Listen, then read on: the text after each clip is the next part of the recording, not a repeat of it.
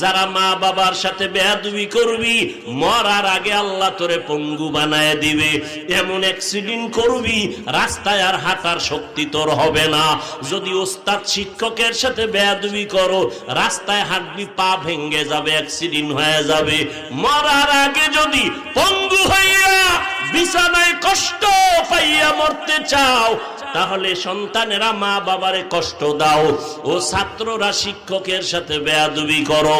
ও আল্লাহর বান্দারা, আর যদি কও না আমি পঙ্গু হইয়া কষ্ট পাইয়া মরতে চাই না, বেয়াদবি যদি করিয়াও থাকো তাড়াতাড়ি মা বাবার কাছে গিয়া ক্ষমা চাও, শিক্ষকের সাথে গিয়া ক্ষমা চাও। এই মোবাইলের আপন বানাইয়া মায়ের সাথে বেয়াদবি করেছো, বাবার সাথে বেয়াদবি করেছো।